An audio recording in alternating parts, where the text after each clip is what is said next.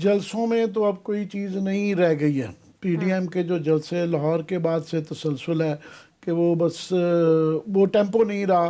किसी में मरियम बीबी नहीं जाती, किसी में बिलावल नहीं जाते, किसी में मौलाना नहीं जाते। और अब वो खुद भी इसको जलसा भी नहीं कहते। आज भी वो बार बार ये कह रहे थे कि रैली है, रैली है। तो वो रैलियां रह गई हैं। और वो जो था शुरू में हाइप थी कि पता नहीं क़यामत आ जाएगी और गवर्नमेंट टूट जाएगी, और वो टेम्पो ख़त्म हो गया है।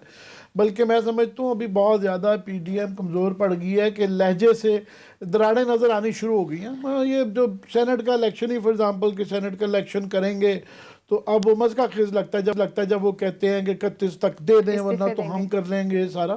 वो एक उसमें जान में नहीं है। दूसरा, टोन में नरमी नज़र आ रही है जो है उसमें नून लीग की ख़ास तौर पे।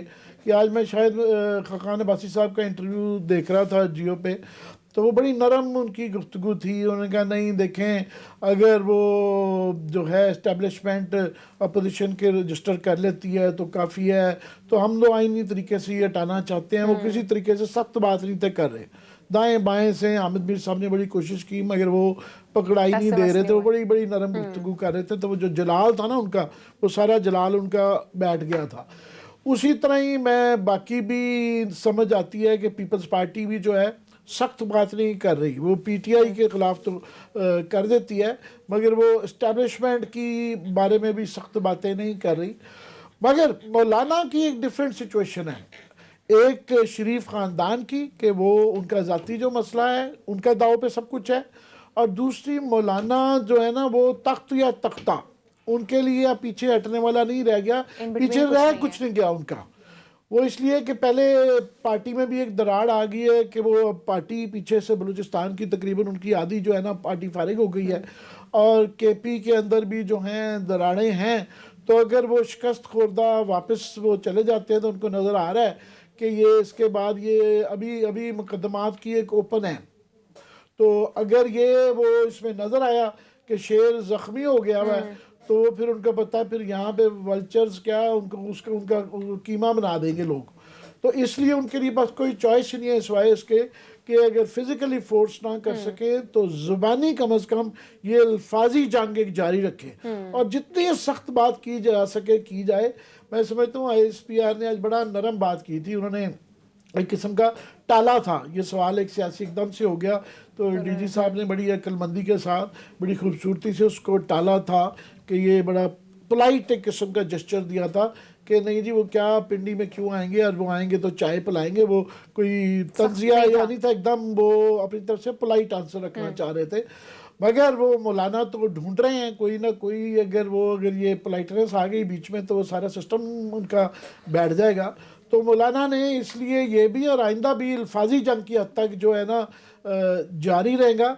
वरना मैं समझता हूँ कि पीटीआई अपनी गलतियाँ अब करे तो जो कि रोज़ हो रही हैं कि आप देखेंगे जिस तरह बिजली का ब्रेकडाउन हो गया या कुछ ना कुछ महंगाई का मसला आ जाता है, चीनी 100 रुपए की हो गई है, रोज़ कोई ना कोई वो खड़ा कर देते हैं। मगर अपोजिशन में जान नहीं रह गई भी है। जान है तो इनकी अपनी पीटीआई की गलतियों की वजह से पड़ती है तो पड़ जाए। बाकी मैं समझता हूँ ओवरऑल सिस्टम बैठ गया है इनका पीटीएम का। ठीक है क्लास साहब, आमिर साहब ने बात की है कि अब वो नहीं रहा है, कहीं पे मरियम नहीं होती, कहीं पे बिलावल नहीं होते, कहीं पे मौलाना नहीं होते। क्या वजह है, क्यों इस तरह से सब हम देख रहे हैं वीकनेसेस आ रही हैं? आमिर साहब की ये एनालिसिस बिल्कुल ठीक है कि अब पीडीएम में वो बात नहीं रहेगी। इंडिविजुअल केसेस अब मुझे समझ आ रही है कि अब वो ऐसा ऐसा, हालांकि स्टार्ट में तो बड़ी पावरफुल थी और लाहौर वाला जलसा जो था वो मोमेंटम इनका ख़राब कर गया। अब वो सारी पार्टीज लगते हैं अपने अपने डील के चक्कर में, स्पेशली जब से पीपल्स पार्टी ने अपने आप को साइड पे किया है, जो आमिर साहब पहले दिन से कहते थे। और अगेन अक्सर लोगों का ये ख्याल था कि अल्टीमेटली जरदारी साहब एंड बिलावल साहब एंड कंपनी जो है ना अपना ही उसमें से देखें कि हमें वो कहते हैं एक पाव गोश्त इस ऊँट में से कितना मिल सकता है, अपना एक पाव वो उसमें गोश्त में से ले के वो साइड पे हो जाएंगे। तो इनको दो आके बड़े धचके लगे हैं पीडीएम को। एक तो लाहौर वाला जलसा इनको बिठा गया, ये इन्होंने बेवकूफ़ी की कि मरियम ने बहुत ज़्यादा अपने आप को, मेरा ख्याल है उन्होंने ओवर स्ट्रेच किया कि शायद मैं बहुत बड़ा क्राउड पुल कर सकूँ, वो नहीं कर सकी, एक उससे धचका लगा। दूसरा जो है फिर अब ये सेनेट के इलेक्शन के हवाले से था या रेजिग्नेशन की बात, अगरचे वो कह रहे हैं कि अभी भी कि नहीं जनाब कि हम करेंगे, तो लेकिन साथ में वो उसका इलेक्शन भी लड़ना चाहते हैं सेनेट का, एक तरफ इस्तीफे देना चाहते हैं, साथ सेनेट का इलेक्शन। सो लगता वही है कि जैसे ये कहते हैं ना गुब्बारे से हवा, तो उनकी अच्छी खासी निकली हुई है। अब उनकी इंडिविजुअल्स डील्स की कोशिश हो रही है कि हमें क्या मिलता है किस में से। पीपल्स पार्टी अपना जो हिस्सा उसने जुस्सा लेना था वो लेकर साइड पे होगी। अब नवाज लीग की कोशिश है कि हमें इसमें से क्या मिलता है, हम कैसे बच्चे हैं जो बंद गली में आके हम फंस गए थे। तो मौलाना साहब का उनका तो एक ही मसला चल रहा है, नायब का जो आमिर साहब ने फंसाया था, 1 सितंबर को पहली स्टोरी दी थी कि ये एसेट हैं 3-4 बिलियन रुपीस के फ्रंट मैन है, नायब वाले केसेस, वो उसमें फंस गए। अब आज उनका मसला हल कर जाए तो उनकी तकरीर भी मेरा ख्याल है बड़ी हद तक उनको ठीक हो जाएंगी। अब इसमें आते हैं थोड़ा सा जो आज उन्होंने तकरीर की है और जिसका रिस्पॉन्ड किया है ISP आते हैं। एक तो बात यह है कि दोनों पार्टीज एक दूसरे से कोई एलियंस नहीं है, अजनबी नहीं है कि मेहमान नवाजी की दावत दी जा रही है कि आप आएँ और हम आपको चाहे क्या बारिश पानी पिलाएंगे, तो आपको वो कैसे नहीं हम पिज़्ज़े खाएंगे। हजूर पिज़्ज़े छोड़ें, आप तो वहाँ डिनर कर चुके हैं, आप तो वहाँ लंचेस कर चुके हैं, 3-3 4-4 घंटे बड़े घर में बैठ के आप और गफूर हैदरी साहब एंड कंपनी जो हैं, आप तो बड़े साहब की मेज़बानी आपने एंजॉय की हो। बेचारे वो जनरल हमारे साहब जो हैं बड़े अच्छे बंदे हैं, पोलाइट आदमी हैं, बड़ा अच्छा कम्पैक्ट बात करते हैं, उतनी बात करते हैं जितनी करनी चाहिए। DGISP साहब जनरल बाबर साहब तो हैं, आप तो बाबर साहब के बास के यहाँ पे जाके मेज़बानी से आप लुत्फ़ अंदोज हो चुके हैं, वहाँ पे खाने शाने खा चुके हैं। ये बेचारे जनरल साहब तो फिर आपको चाय पिला सकते हैं जब आप ऊपर से हो हैं, जब बड़े घर से आप सैर सपाटा कर रहे हैं और बड़ी मुलाकातें हो जाएं, तो उसके बाद तो फिर दरमियान में तो कोई नहीं रह जाता होता, फिर वो चेन ऑफ कमांड तो ना रही। सो दोनों पार्टीज एक दूसरे के पुराने पार्टनर्स भी हैं, दोस्त भी हैं और तल्लुकात भी इनके बड़े अच्छे रहे हैं। ये मौलाना फजल रहमान साहब का ही इन्होंने क्या मैं यहाँ सैकड़ों खुफिया मुलाकातें की हुई हैं। इन्होंने जनाब परवेज, अब याद हो कि परवेज मुशर्रफ को वर्दी के साथ वोट डाला हुआ है, सदर पाकिस्तान बनाया फौजी वर्दी में। आज किस बुनियाद पे कहते हैं जनाब कि आप पिज़्ज़ा खाते हैं और हमें जो है आप चाय पेटर खाते हैं। आपको भी तो माशाल्लाह उन्होंने पिज़्ज़ा चाय क्या उन्होंने तो पता नहीं क्या कुछ आपको खिलाया हुआ है। सर जनाब मुशर्रफ के दौर में आप अपोजिशन लीडर थे और वहाँ पे आपकी हुकूमत थी इसमें KPK में, और वहाँ पे पता नहीं सैकड़ों एकड़ आपको वो शोधा की वर्दी वाला वोट डाला हुआ है। वर्दी का वोट इन्होंने अकेले थोड़ा, काजू हुसैन अहमद साहब ने डाला हुआ, इन्होंने डाला हुआ, फरूक लगा रहे हैं, बड़े बड़े नाम है, आज की नस्ल को तो याद ही नहीं होंगे यहाँ पे। सो इनके पुरानी दोस्त हैं। बल्कि अगर आप उसकी बुक देखें SM जफर साहब की, तो खुफिया मुलाकातें तो यहाँ पे आर्मी के मैस में या यहाँ पे इंटेलिजेंस एजेंसीज के ये जो सेफ हाउसेस थे यहाँ पे जाते थे सारे रोजाना, यहाँ पे दिन में यहाँ पे इजलास अटेंड करते थे, रात को खुफिया इनकी वहाँ पे मुलाकातें। अभी मीटिंग्स हुई हैं, ये जो रोला पड़ा है जहाँ से ये जो रोला पड़ा है ये खुफिया मुलाकातें नहीं हुई इसकी। उसके बाद मौलाना साहब के भाई साहब ये तो कहते पिज़्ज़े, ये तो स्नैक्स खा के आए हुए हैं, ये पिज़्ज़े तो खा चुके हैं। ये जो अभी कंट्रोवर्सी हुई थी जिसमें ये गिलगत वाला मसला था, जिसमें जनरल फैज साहब भी थे, जनरल बाजवा साहब भी थे, जिसमें शहबाज शरीफ साहब, बिलावल साहब, ख्वाजा आसिफ, एहसन इकबाल, इन मौलाना साहब के भाई साहब, ये सारे मौजूद थे यहाँ पे। ये जो इन्होंने आके ISI के मैस में खाया है, तो वो तो मेन्यू तो आप खा चुके हैं सर जी। आप तो खुफिया मुलाकातें करते रहते हैं, मुलाकातें होती रहती हैं। फिर धरने के अंदर जो मुलाकात की थी एक थोड़ी की है सर इन्होंने। सो मैं जो बात की है ना, ये दोनों एक दूसरे को अच्छे तरीके से पुराने पार्टनर्स हैं।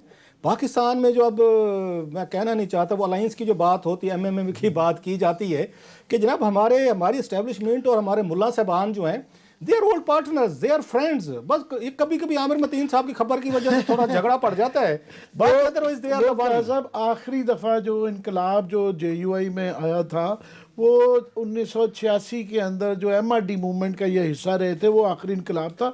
उसके बाद से ये 30 साल से थ्रू आउट ये इस्टेब्लिशमेंट की राइट साइड पे रहे हैं, हर हुकूमती पार्टी के साथ, हर पॉलिटिकल पार्टी के साथ, चाहे मार्शल लॉ हो, चाहे यहाँ पे जमहूरी हुकूमतें हों, और तमाम पार्टीज जो लेफ्ट की हों, राइट की हों, सबके साथ रहे हुए हैं। सिर्फ मेरा 1998 में 1-2 साल के लिए थोड़ा सा ये बाहर हुए थे, अदरवाइज 88 से ले लें कि बिल्कुल हर पार्टी हर हुकूमत के साथ रहे हैं।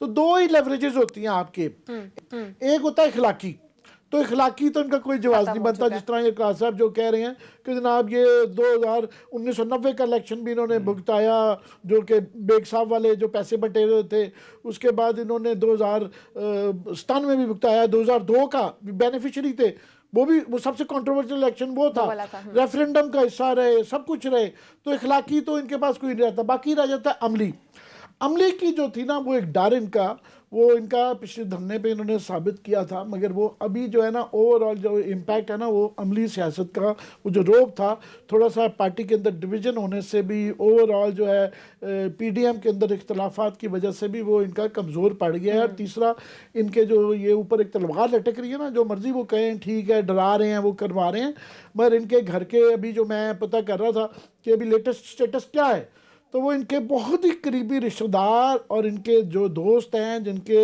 नाम पे वो जायदादें हैं, उनसे वो पूछ रहे हैं आजकल के या आपको अपनी बतानी पड़ेगी, मनी ट्रेल देनी पड़ेगी, या आप ये मानेंगे कि जनाब ये आपकी जो है ना बेनामी है।